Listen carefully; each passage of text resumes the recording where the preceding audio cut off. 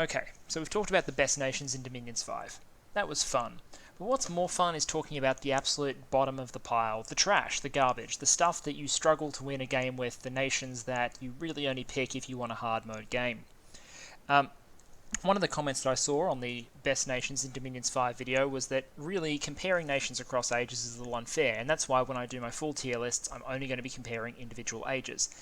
So that said, to make this video a little more fair, I've decided instead to do the worst nation in every age. Now, yes, some ages are going to have lower power levels than others, and some of these nations I talk about today might beat up on the others. But I thought, hey, let's talk about the bottom of the pile in each age. So if you want a challenge game, you know who you can go out and pick. Which means we're going to do early, middle, and late, starting with the early age and working through the chronology. Now, the early age used to be an age where I thought there'd be pretty strong competition. Everybody memed about how weak Machoni was. Machoni, the Brazen Giants, used to be objectively awful. As in, I don't know how many people were able to win games with them. I know it's a non-zero number, but it was really good players picking them and then gaming the system really hard to try and prove, hey, I could do it. I could win a game with Machoni. But Machoni's had a couple of fixes lately. It's had, what do you call it? The Archons. One of their better mages moved to non-cap only. They've had changes to their rec point requirements, not rec point requirements, the recruitment limits on their hoplites. They've had a couple of price debuffs on some of their mages. A number of changes that generally allowed them to, get functional magic in places other than their capitals, to keep their capital free for the Cyclopes and the Polar Marks, who are one of their better available thug chassis. Their cap used to be extremely crowded, Machoni, and now it's a little less crowded. So Machoni's a little less trash than it used to be for a range of reasons, which means that we don't have to have a debate today. Well, we can, you might disagree with me, but let's go look at the worst nation, I think, in the early age of Dominions. And I picked them for a reason. It's early age Pelagia.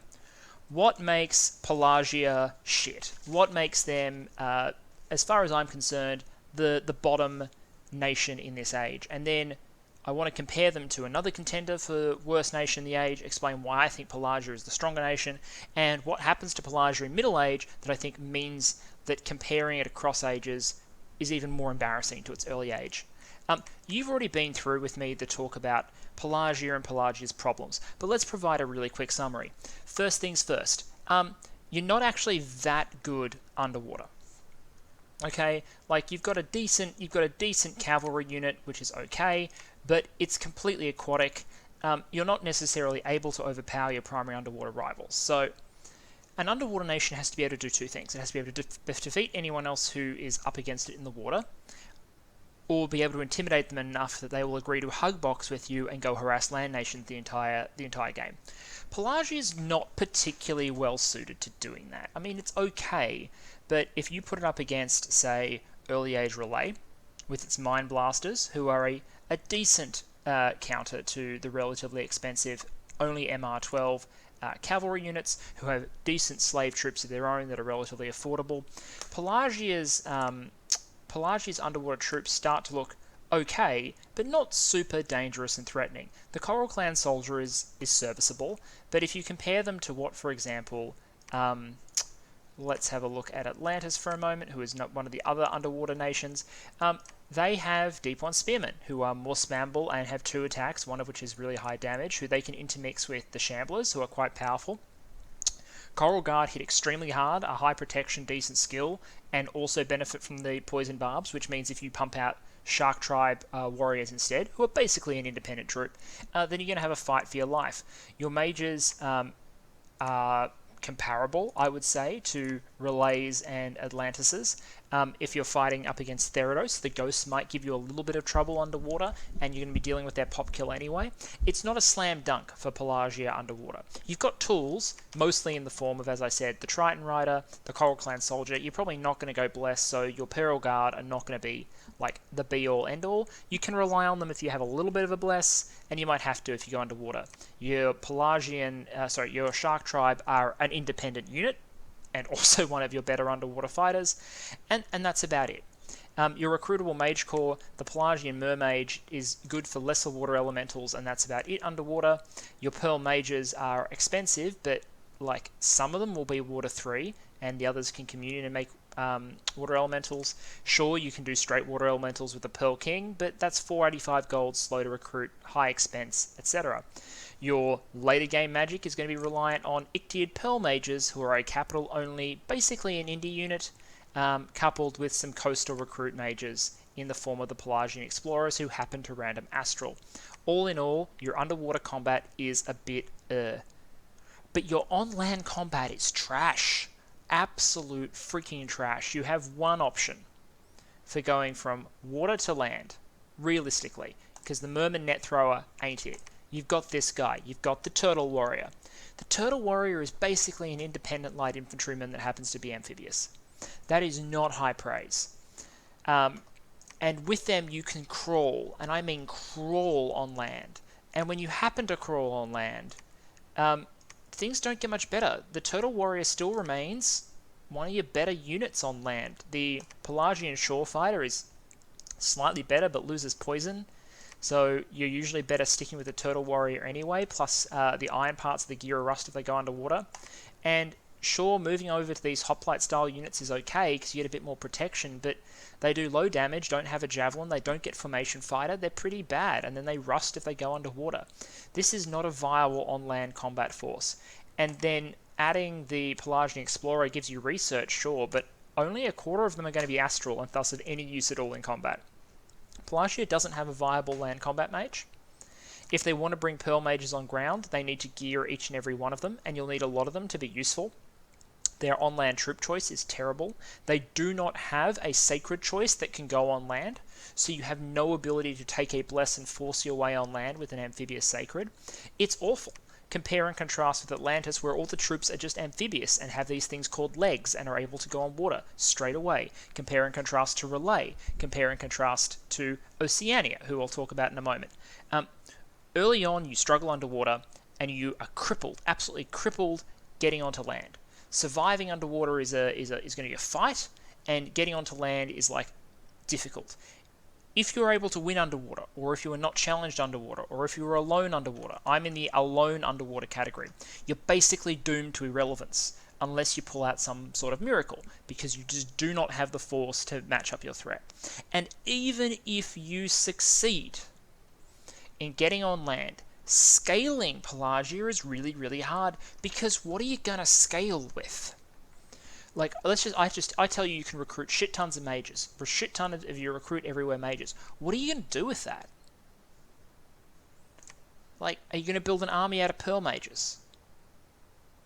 Use 200 gold mages with Astral 1 to try and pump out, like, Air 1 or Nature 2 shit.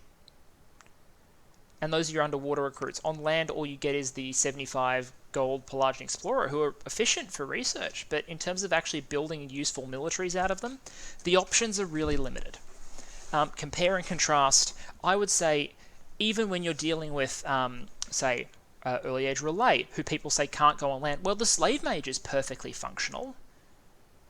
They're all astral. They are better than Pearl Mages, and they can go on land straight away. The slave halving their upkeep is really helpful. The paths are decent. Having earth in your communions, great. There's a lot to be said about the slave mage compared to the Pearl Mage. The ability to recruit Mind Blasters on land is something Relay has, and I'm not saying Relay is good on land in the early age, but I am saying, look, you know, I've won a blitz with early age Relay, okay? Like, it can be done. They can go on land. Pelagia struggles, and I played them both. So, you suck you're average at best underwater. You suck on land harder than almost any other nation, anywhere, anytime in Dominions ever sucks on land. So, survival is hard, scale is hard, middle and late game combat is hard, diversification is hard. You suck. You're the worst. Let's compare them to someone who they're commonly sort of lumped in with, and explain why I didn't give the spot to one of the other contenders for the early age. Okay, so people say Oceania. Commonly cited, Oceania is absolute trash, it's absolute garbage. And I'm not going to say that underwater Pangea, which is basically what Oceania is, knockoff, weaker, shitter, but underwater Pangea. I'm not going to say that they are like a top-notch nation, and if I do an early age tier list, you will not see them up the top. But they're not Pelagia, because that's a 34 province expand on turn. Are we turn 12 or 13? 13. Okay, so that's a 34 province expand. And let me tell you a few things. Firstly, I haven't built any troops for the last 4 or 5 turns. That's how lazy this expansion was. I'm floating 1700 gold because my infrastructure is behind. Because I was lazy. This started off as me just testing a few things and ended up as a complete meme. Also, this is a Scales Oceania expansion. Perfect order, perfect productivity, perfect growth, luck 2, magic 2. Like, this is not Mega Bless Afroy rushing, who are the knockoff inferior but underwater white centaurs that Oceania gets. Oceania has, I think, one thing that makes it worse than... there's one thing that makes them worse than Pelagia in a very narrow way, and that's that the Hierophant is a worse researcher than the options that Pelagia has available to them. They are more expensive than a lot of the mages. They're sacred, which halves their upkeep, but they're slower to get out. But this is a narrow advantage, right? Like, yes, the Pelagian Explorer at 75 gold is a better mage/researcher than the Hierophants, because the Hierophants are basically useless for combat, and they're slightly inferior researchers. But other than that, Oceania has a lot going for it. What was I going to say? They get a cheaper water 2 for the early game water elementals, but after that you won't use sirens too much, although they are stealth and they go on land and they get air 1 on land and things like that are okay. Haliades, but the Capricorn's good. And the Capricorn is not a capital only. Like the Capricorns can be coastal recruited as well. And they lose a little bit of water and they get some earth on land. They shrink a little bit. It's a knockoff Pan. It's unlike the Pearl King. It is cheaper. It has better combat paths because nature is better than water as a combat path. They're recruitable in more places. They're more versatile. And did I mention that they can go on land and you can recruit them everywhere? So this is very good. The unit lineup is also much, much, much, much better. 30 gold gets you a high defense, medium protection, amphibious cavalryman, who, unlike the Knight of the Deep, sure, it's missing an attack, but it's cheaper and it can go on freaking land. And, like, that was a significant part of how I expanded this, right? Like, look at this. Look at this. This is, yeah, okay, I had 2 Afroy and I had some Ichthyosaurs here, and yes, it was Lion Tribe, but that's 62 Indies and I lost 1 Ichthycentaur, right? Like, okay, they're sacred. Their sacred is more expensive, sure, but it's got poison barbs, again, decent defense. It's a sacred, and it can go on land. You know, it gets hooves and goes on land. The Ichthysator warriors, land. Ichthyosaur warriors, trampling berserkers, on land. Ichthysaurs themselves, and I think, yeah, Ichthysaurs up to, but not the warriors. So up to this version, like, they're kind of shit, but they're also stealthy. So you can do a little bit of very weak elfing. Like, again, I don't have to prove that this is a good nation. Your forts suck. You can grow them, but you're limited, and you can do that. You get turmoil. There are problems. There are problems with Oceania. You only have primitive forts. Your temples cost 200, so that's an advantage. You get +1 order in non-coastal, +2 turmoil in coastal. On net, I would consider that a plus, because that includes +1 order underwater. And if I'd remembered that, I may indeed have on my scales gone order 2 and just gotten that here. Nah, looks like I went order 3. You can go order 2, and you'll have order 3 everywhere that isn't coastal, and you'll have order 1 coastal, and you have really cheap temples, so you can shit your scales all over the place and be absolutely fine. I deliberately did not take Oceania in our Disciples game because I thought it was too good for the meme. I know we undermined it a little bit by taking Atlantis, but if I wanted to upgrade that team, I would take Atlantis, I would take Oceania, I'd take Oceania, and you know what, I might still take Therados for a little bit of meme, but honestly, you can put Theranos in a corner and have them forge stuff, and they're also pretty good. So that would be an upgrade. Or you could replace Pelagia with Relay. Adding Relay to that team would also be useful. So Pelagia is trash. Oceania is not good, but Oceania is better and can do stuff and can conquer land and has combat magic and is generally more serviceable. So it's not a competition for me. EA Pelagia is the worst. It is the trash. And it is the king of the dumpster heap in the early age. Moving on. Now for a nation so bad that I failed my first random expansion into Lion Tribe and then gave up and decided not to bother. This is Ashfidel. If Pangea inspires terror, you'd think adding death magic and free spawning mechanics to it would make it better, but no, it cripples the nation beyond all recognition. I think that when we talk about pop kill nations, there's three sort of aspects I care about. Power, how much they deter people, and how well they can sustain themselves in their pop kill thanks to their pop kill. Ashfidel has trouble with all three. Let's start with the critical flaw. Ashfidel is a gold-using pop kill nation. This is a problem. Theranos also falls into this category to a limited extent, but all of Ashfidel's problems can be traced to the fact that they are a gold-hungry nation that nonetheless kills its population and starts with a diminished population to begin with and will continue killing population in the provinces they move into. Let's talk about each problem they have in order. Power. Basic power. Okay, so Ashfidel, compared to other pop kill nations, spawns a relatively okay, I guess, type of undead. The mannequin is okay, has a sleep vine, a little bit of low damage. You'll also get a small number of things like tramplers and a small number of sacred carcasses and things like that, but your pop kill / spawn rate is actually pretty low compared to a lot of people. It's not enough to sustain an expansion, or indeed early defense, so you rely on your gold units. Now, Ashfidel will usually lean on the Black Centaur. The Black Centaur is just a clone of the White Centaur. It's their evil cousin. It's the angry evil cousin. So, berserking, stealthy, sacred, everything you care about in the White Centaur is here in the Black Centaur, which means you probably want to bless these guys, because they're good and they're useful. This is a good unit.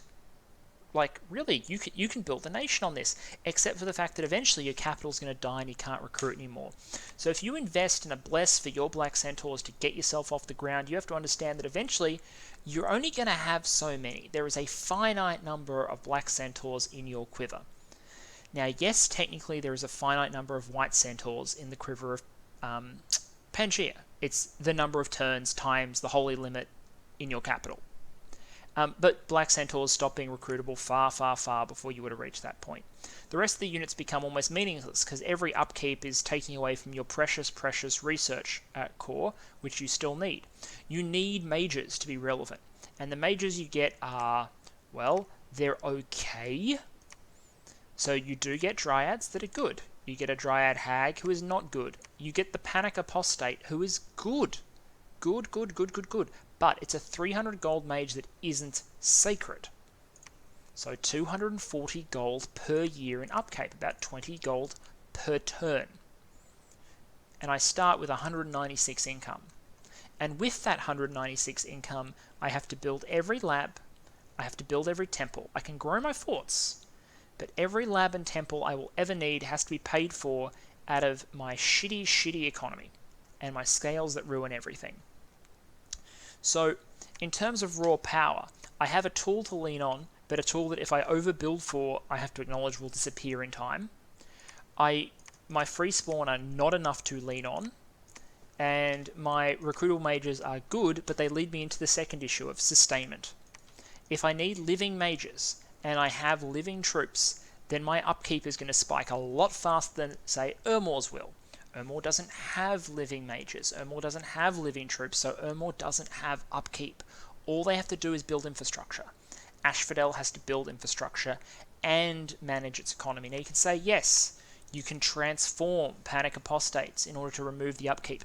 But that's basically a nature gem tax on every chassis, and a risk that things will go horribly, horribly wrong, and your Panic Apostates will become feeble-minded bullshit rather than fully functional pans. Also note that you lose the blood, which is kind of annoying compared to the Pandemoniacs that Pan gets. Problematic. Now, there are, to a limited extent, let me see, is it in Conjuration? Where is it? Where are your spells? There we are. You can get Carrion Lords, who are these are the undead versions, 35 nature gems. Gems, good, you can do this. But compared to, say, Urmor doesn't use its death gems to also make its forts. Ashfidel needs its nature gems for combat, it needs its nature gems for summonable mages, it needs its nature gems to make its living mages not cost upkeep, it needs nature gems for its undead mages. It's just so horribly gated behind nature gems, and the 6 per turn helps, but it's just hard. It's just hard. To sustain the economy will be an extremely careful balancing act that will require the constant infusion of more nature gems. You'll need to constantly be winning, which is hard when you're kind of weak, to get the goal to sustain your economy and actually build something relevant. Which leads to the third issue of deterrence. You're not particularly powerful, and your pop kill's slow but inevitable. And the combination of being relatively easy to kill, and still having land that's still valuable if it's killed relatively quickly. If Ashfidel is killed relatively early game, their land's still worth something, and their capital in the Middle Age is worth 7 gems, which is above average. But if you wait, all their land will die. And that's just a really strong incentive for everyone who can to kick the puppy real fast. Ashfidel has a big diplomatic debuff on it, in that its land is worth something, unlike Urmor. It's weak, unlike Urmor. But if you leave it alone, it will still call its land and be just as useless as Urmor. So, Ashfidel sucks. They're likely to be beaten up on. They're not super strong. They're not the weakest in terms of raw combat power, because they can lean on Blessed Black Centaurs early, if they can produce some, given their scales and pop kill and all of that. So they're not a complete pushover, but it's attractive to kill them. It's entirely viable to kill them. Just about any other nation can beat them in a stand-up fight. And they have every reason to do so. If the game goes on, the Ashfidel economy is critically endangered. Their ability to produce workable armies is minimal. Needing to rely on mannequin is not really that viable. You just don't get enough of them, and even if you do, they're counterable. They're counterable far more than, for example, Lictors and Knights of the Sepulchre are. I compare them to Urmor a lot. Urmor is not an S-tier nation. Urmor, to me, is a middle-tier nation. Controversial statement. I'm just using Urmor to illustrate why, compared to other pop kills, Ashfidel is super weak. And compared to living nations, you don't get the extra benefits that you should have for being a pop kill nation in order to justify being pop kill. I would actually consider removing... if I reworked Ashfidel, I would, probably remove their pop kill or change how their pop kill functions. But as it is, they just don't work. They can't sustain their economy. They can't really win a fight. They have no ability to deter aggression. And for all of those reasons, they tend to get smashed. Absolutely smashed. And if they're allowed to live, good for them. It means they'll get smashed later, when they have struggled and their economy's sputtering and they're increasingly irrelevant and strangled by the lack of every resource that means anything. They will, in the hands of a good player, anything is possible.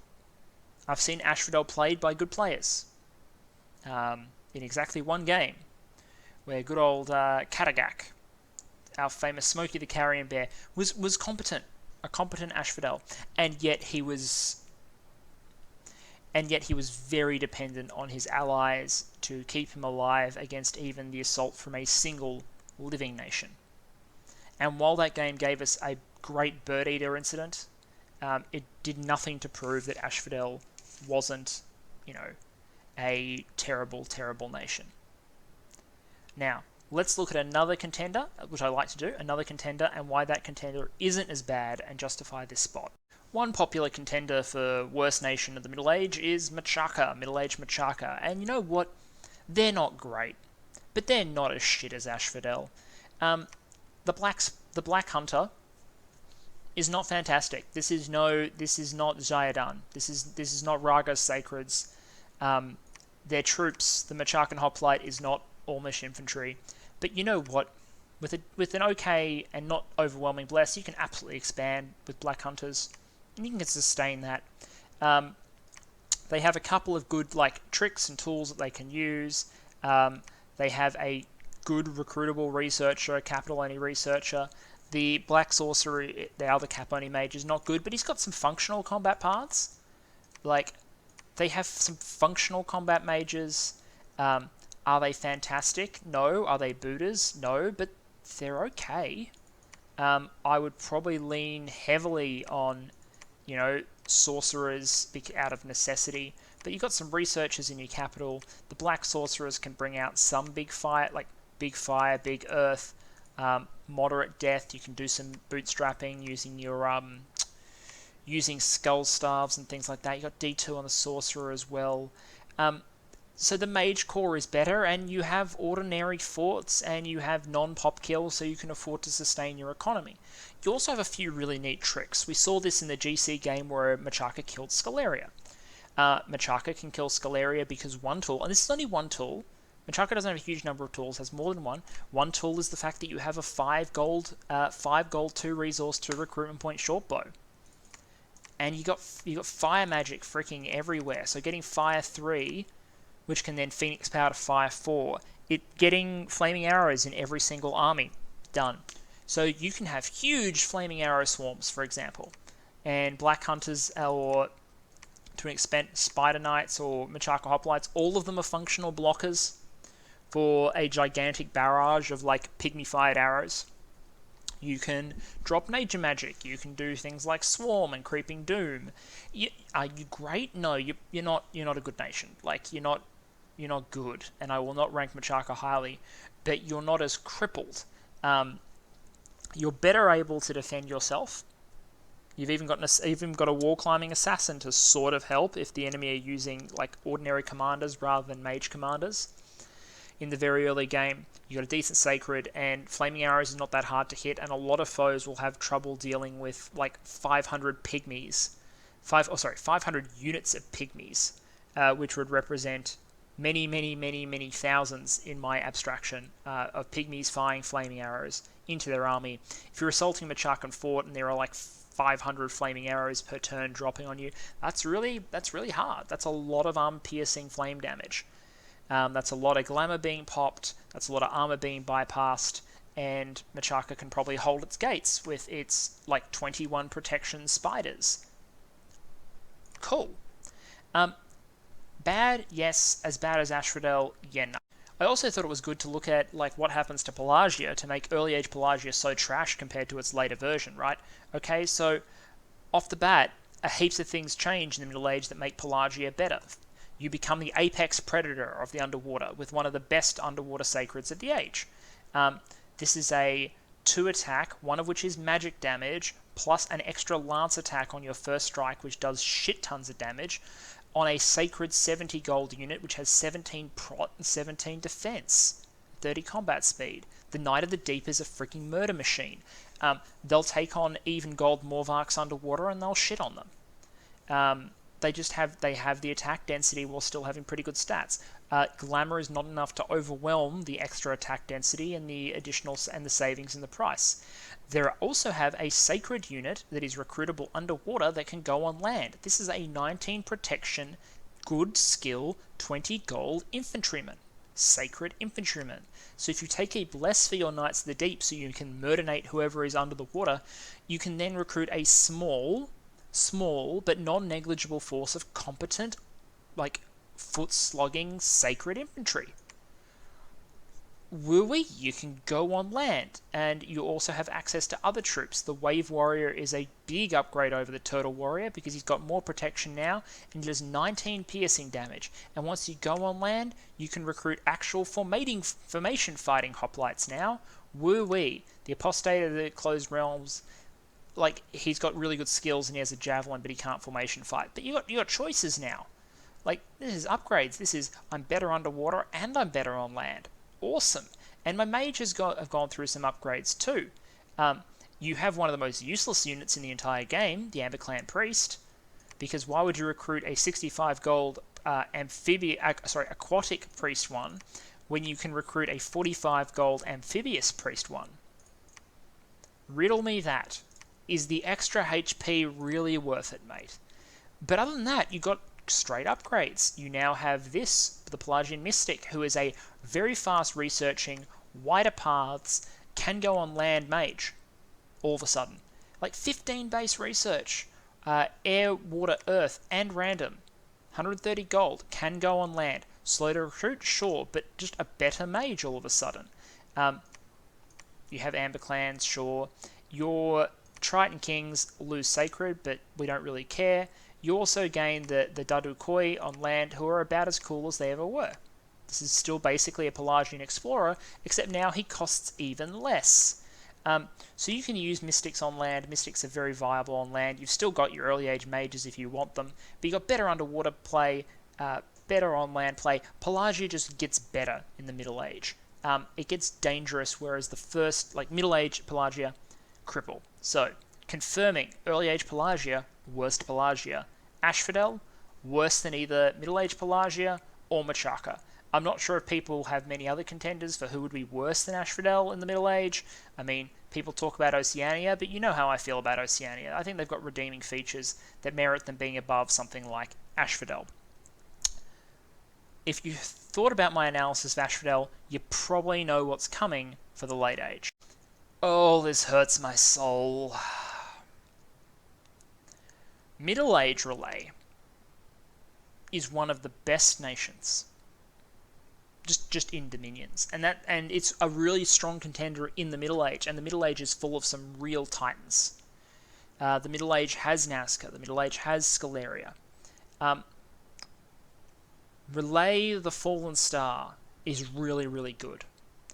Relay Early Age is shat on by a lot of people, but I won a game with them. I wish I'd recorded it, but it was some time ago, and I don't record every game, especially not like blitzes with people who are being pretty casual, and I probably wouldn't have won if that game had been more serious. But I don't think I could win a game as Late Age Relay.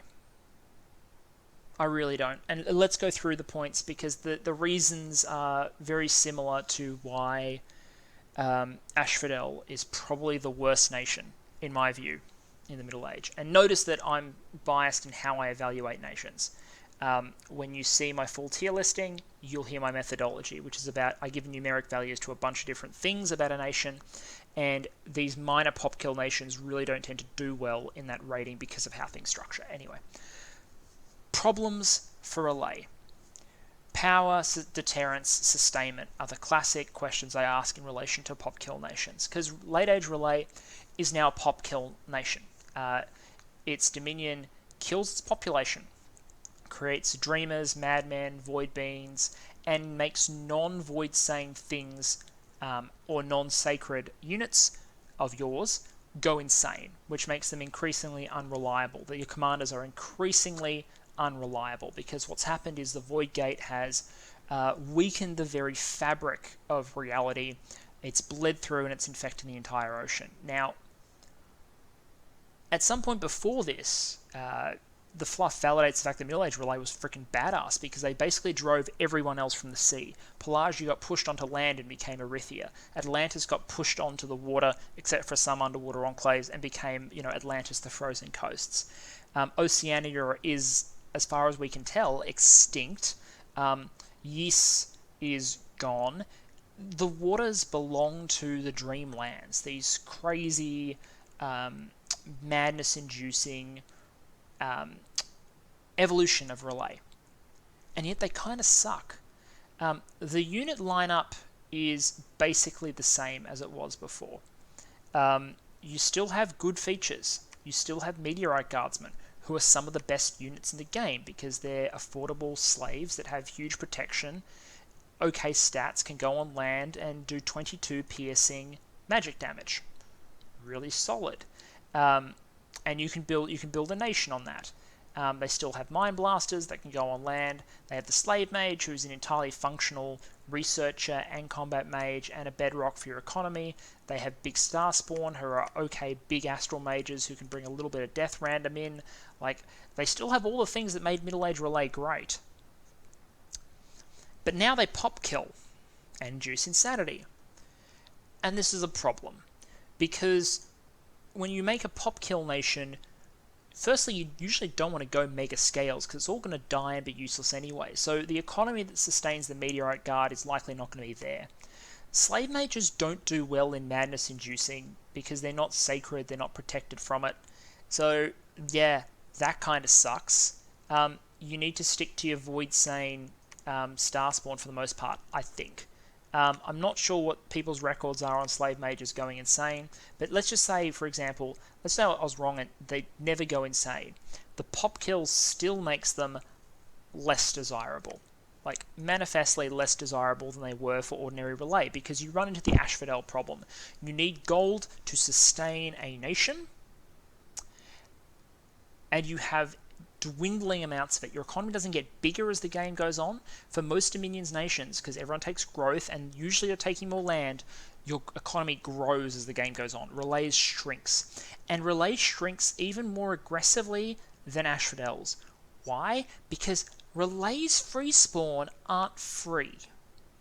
They have upkeep.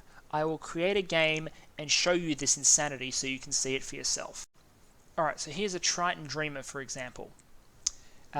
He's shit.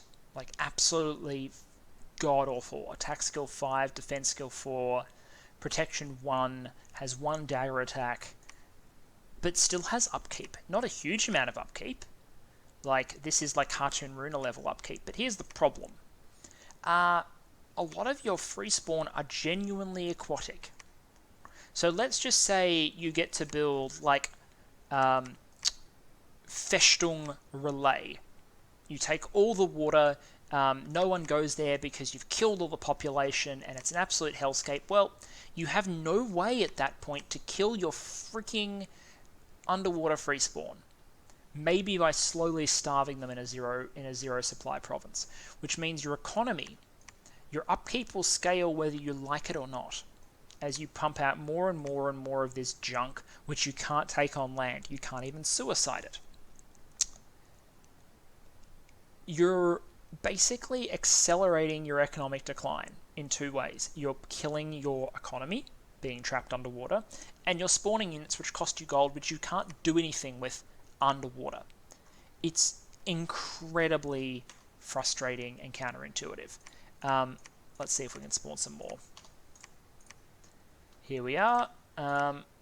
Oh, look, we've got some of these blokes, so that's something. At least they're amphibians, but we're mostly producing a shit ton of these Triton and Merman Dreamers. Mermen, at least they can go on land, and you can suicide them in a creative way. So your free spawn isn't very good. It's not very combat capable. It also costs gold, and some of it can't go on land, and instantly becomes a trap for you. A lot of your free spawn commanders are horribly unreliable. The good old cultists. I will bring back this menu. So things like void cultists are insane, and a lot of your other shit will be insane too, which makes them unreliable. Like, who wants to build a war plan off commanders that might be insane? Like, for Tartarians, I'll pay the price because you get a pretty good chassis out of it, but this is a problem. Your free spawn are not the big advantage that they should be for the cost you pay in terms of your pop kill. But then you have an extra problem in that you still have a deterrence issue. Because, yeah, sure, you have Madness Dominion, but again, your pop kill's pretty slow, your land's still valuable. So I would assess there being 2 sorts of games where you are playing Relay. there is a game where Late Age Atlantis is in the game, and there is a game where they're not.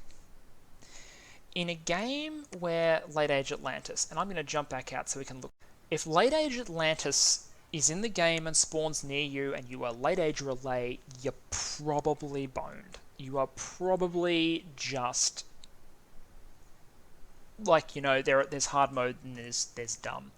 Late Age Atlantis is designed to shit on Late Age Relay. Late Age Atlantis is better in every single way, and it has specific counters designed to fuck with you as Late Age Relay. The only thing that might save you as Late Age Relay from Atlantis is that if Lemuria is in the game, Atlantis might want to rush Lemuria first because it has huge, stupid levels of counters to Lemuria, and Lemuria is dangerous, and after it kills Lemuria, maybe it'll come and bother to kill you. Maybe that'll save you for a little bit. Because Atlantis has its land recruits and its underwater recruits. Its land recruits are generally amazing, and I fawned over them before, but they are high protection, high skill, hard hitting. They'd probably bring these guys underwater, or since they're not going to get full temperature bonuses, bringing repellable snow warriors or the middling ice warrior is great. Most of your chaff are going to be completely incapable of hurting ice warriors. They're sure going to be able to have more of them than you have meteorite guard, because they'll actually have scales and decent expansion and everything else besides. They'll shit on you troop-wise, and then they'll get underwater. And underwater, they get a bunch of units that have poison barbs. Almost all your free spawn use daggers, or knives, or claws, or bites, or slaps, or natural weapons, and have no protection. So almost all your units will land on those poison barbs and kill themselves. Your units will literally murder themselves. If you were to put an entire Atlantean front line of these 4 units to sleep, put them completely to sleep so they weren't attacking at all, I still think that a very large amount of Late Age Relay chaff would just kill themselves on that line without really accomplishing much of anything. Add to the fact that you've got Late Age Atlantis able to bring good mages to the fight. They might bring an Ungercock or 2, and they can do water elementals. You can too, but they're better at researching and have a better economy, and also they are likely to have more water 3s than you do, especially early game. The Forgiving Father is just as likely to have water 3 as you are, and they can all communion make them. This is their underwater mage. Even the Mournful is good underwater, right? Against specific targets. I've used Mournfuls to expand, because they've still got 16 protection, 20 hit points, and hit for 27 freaking damage. Late Age Atlantis will come and murder you. If Late Age Atlantis doesn't murder you, that means there's no other water nations in the game except for maybe Erythia, and Erythia is also a coastal, so the game's not going to generate a huge number of water provinces, which means you're doomed to irrelevance, unless the map is being in some way overridden. So you have to get out of the water. And getting out of the water is pretty freaking hard. No one's going to want you on land. You can't afford to be as cancerous with your assassins. You don't have the economy to sustain as many forts. All this is compared to Middle Age Relay. You've just got problems, and yet you're pop kill, so you've got no power, but people don't want you around, so they'll kick you off land and into the dirt. Why would they even bother with a nap with you anyway? Because your Dominion is hostile to them. They'll let you die on the vine, they'll preach you back into the water, and if they decide to come underwater for you, even Erythia can probably fight you pretty well. Erythia will suffer a little bit from the madness of your Dominion, but Erythia can come underwater and mess you up with Triton Knights if they can get their underwater recruits. They've got a Sacred that is amphibious and can come underwater as well. And they have motive to throw you out of the water and then make it their lake if there's no Atlantis in the game, which means you're probably getting rushed by Erythia at that point, because your land's still worth something if you're killed early. So Late Age Relay has an even worse sustainment issue than Ashfidel. They're less gem dependent because they don't grow all their forts, but that means they need even more gold, because they don't get discounts, they have to build everything by hand. But they also have the most expensive, in inverted commas, free spawn in the game. Even Theranos' ghosts are free, whereas there's a little bit of a gold cost associated with units that you can't even suicide and aren't worth anything. Compare the Late Age Relay chaff to the stuff you get to, say, Therodian ghosts, and it's just no contest. I know there's a difference of volume there, but still, the ghosts are worth something most relays chaff isn't. Low power, sustainment issues, shitty deterrence, and nations that, to add insult to injury, while being among the strongest in the age, are custom designed to beat you because their underwater units have void sanity, which is the thing that specifically counters your deterrence. You know that insanity-inducing dominion you have? Your greatest underwater rival has built-in void sanity, which your own slave mages don't have, to allow them to send unsleeping consorts, their communion mage, and some holy twos, who can preach back your dominion, underwater. Their troops have it too, but it doesn't matter for troops. Your only consolation is their cap only doesn't have that void sanity, so you might only be facing their underwater recruits and their troops. Oh yay, you're still going to get your face absolutely caved in, all else being equal. Is it possible for Late Age Relay to beat Atlantis? Yeah, maybe, yeah, sure, possible. There are definitely permutations where it happens. Dominions is a complex game. Can you beat Erythia? Sure. Can you go on land and kill someone? Maybe. But you're going to struggle. It's going to be the struggle bus the entire game. And that's not a recipe for a good nation. If you want to be funny while being absolutely hated, sure, play Late Age Relay. But if you want to enjoy the power and the mystery and the Cthulhu vibe and being a genuine threat to the world, play Middle Age Relay. Heck, play Early Age Relay. But don't play this steaming pile of shit, because it is an insult to Relay's legacy. It undermines the sort of forebodingness that I like there. The one time I played a game with Relay, I literally let them live because they weren't a clear and pressing threat at any point, and I was underwater. I let them live so they could annoy other nations on the map, and they be other people's problems, but I never actually thought that they would achieve enough to be a threat to me, so I was able to let them live. They actually betrayed me and backstabbed me at least once, and it basically bounced off. They took one province, and then I shat on them, and they came back to the peace table. They are an underwater nation. I was Atlantis. I'm a coastal nation. I'm not meant to be able to do that. And they weren't bad players. They played a really good Late Age Relay game. And they actually got some land, and they were relevant in the game in a little bit of a sense, but they were constantly battling against the realities of what Late Age Relay is. And ultimately, that's what makes a bad nation. If instead of giving you tools to accomplish your goals, it gives you challenges that you need to overcome in order to be basically relevant, then you probably have a shit nation. So I nominate Late Age Relay as the worst nation of the Late Age, and also by far the worst incarnation of Relay across any of the ages. Were there any others that I seriously considered for the Late Age? Nah, I didn't think this one was... I didn't find this one particularly close. Even your, like, what I would call your, like, meh nations, where you start talking about things like, you know, you could argue German is meh. You could argue some of these nations are meh.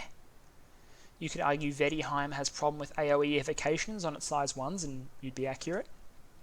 But it's got some good strengths too.